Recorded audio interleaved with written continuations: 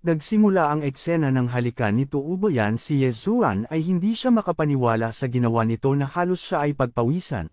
Samantala habang sila ay naghahalikan ay dumating naman ang mga kalaban na nakahanda na upang paslangin sina Yezuan. Napansin naman ng ating bida ang mga kalaban na paparating kaya naman agad niyang itinulak si Tuubayan at mabilis na inatake ang isang kawal gamit ang kanyang espada na agad namang tinamaan sa katawan. Dahil sa halik na ginawa ni Tuubayan ay tila nabuhay ang natutulog na dragon ni Yezuan at dito ay kumpiyansa siyang nagsalita na ipaparamdam niya sa mga ito ang kakaibang laban kaya't agad niyang inihanda ang kanyang kamay upang gamitin ang tinatago niyang alas.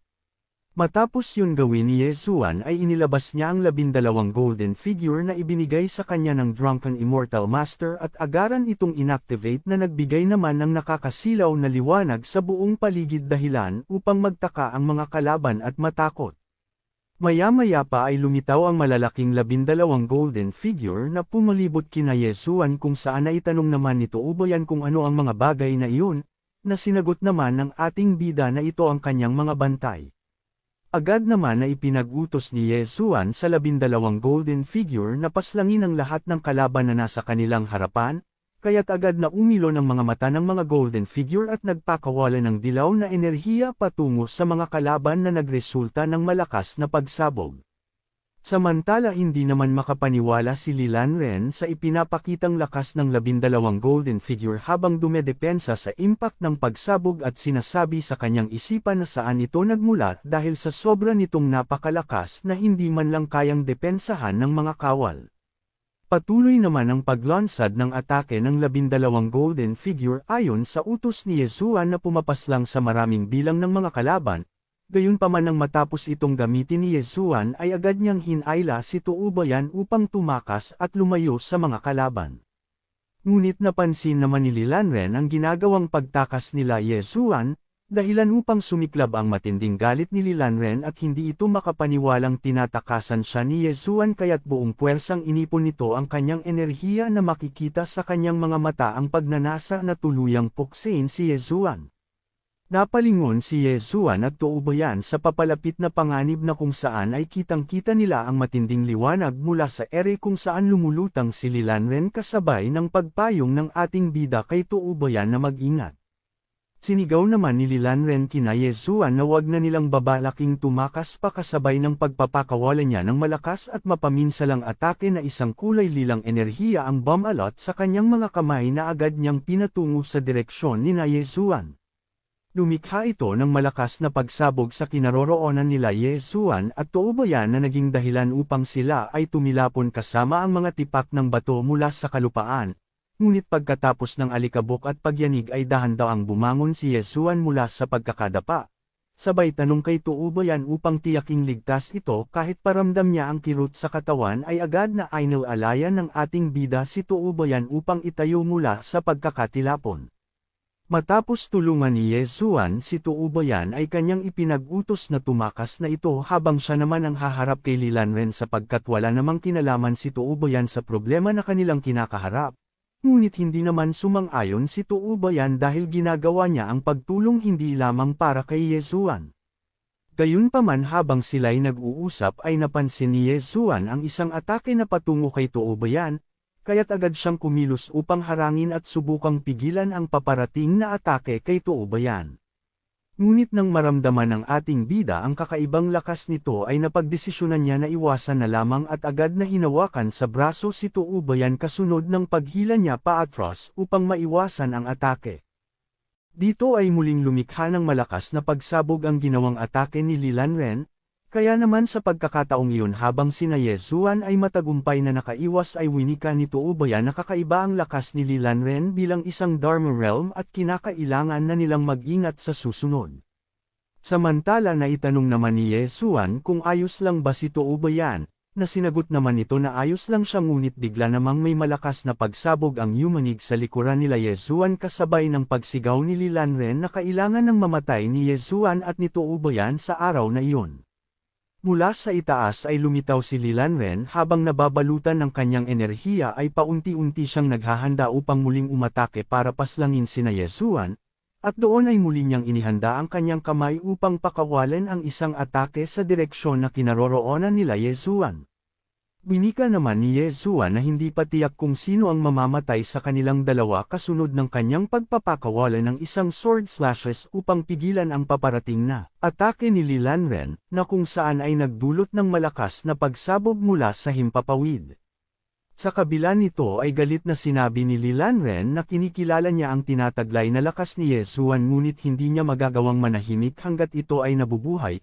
Gayunpaman ay mabilis na sumugod si Tuubayan gamit ang kanyang sibat na binalutan niya ng tila kuryenteng enerhiya at saad niya na manahimik ito dahil kung nais man paslangin ni Li Lanren si Yezuan ay dadaan muna ito sa kanya. Sa ginagawang pag-atake ni Tuubayan ay nadepensahan naman ito ni Li Lanren matapos niyang gumawa ng isang barrier.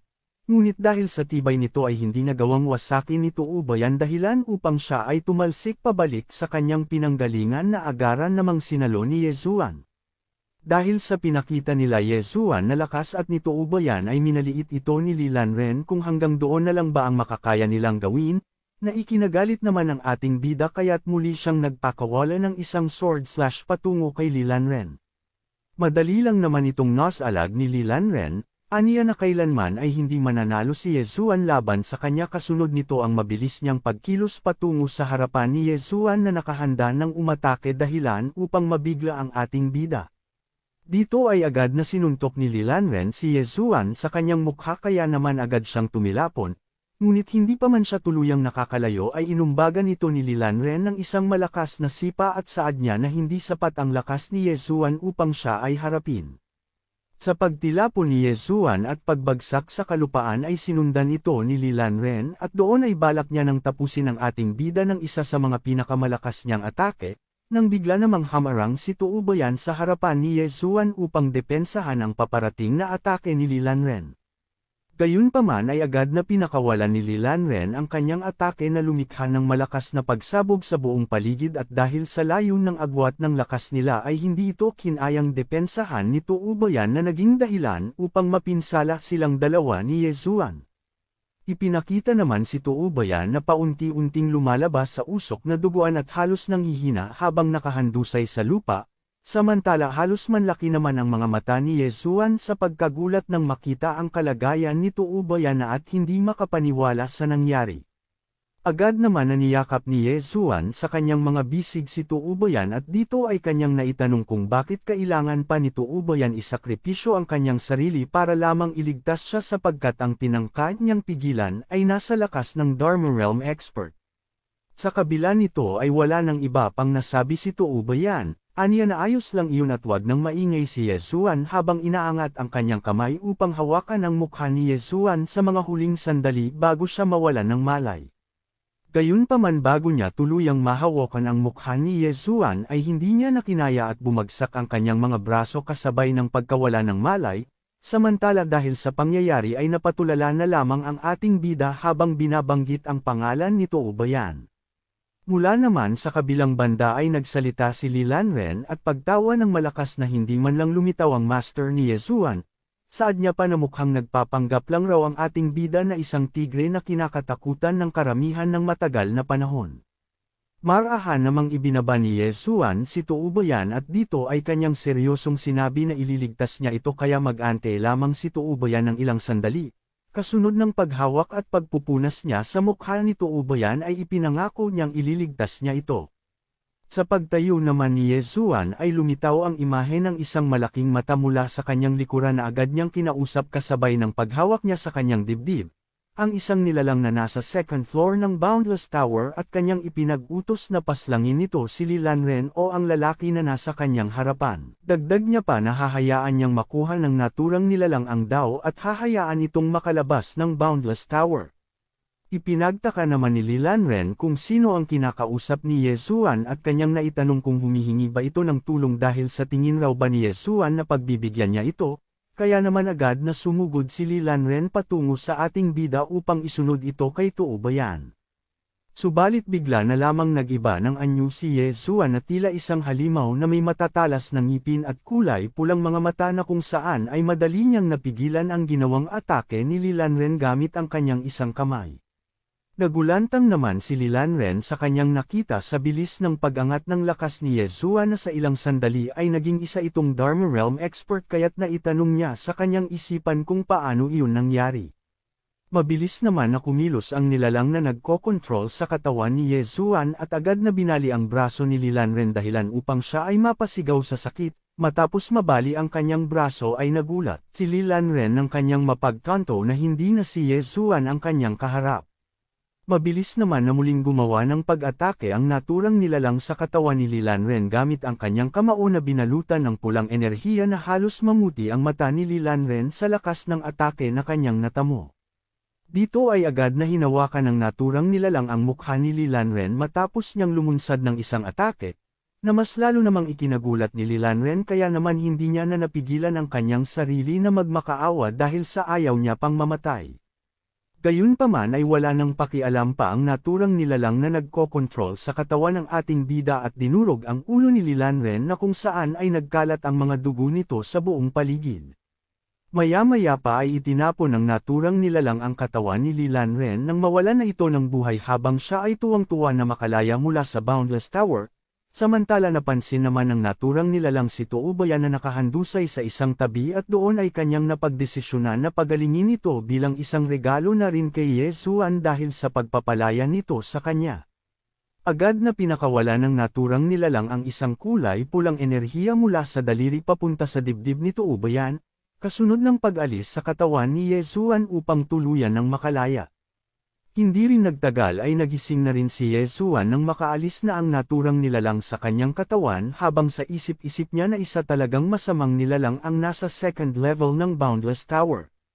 Sa kabilang banda naman ay narinig ng ating bida ang pag-ubo ni Toubayan kaya't agad siyang napalingon sa kinaroroonan nito at mabilis na bumangon upang yakapin si Toubayan dahil sa labis na pag-aalala habang si Toubayan naman ay takang-taka kung paano siya nabuhay.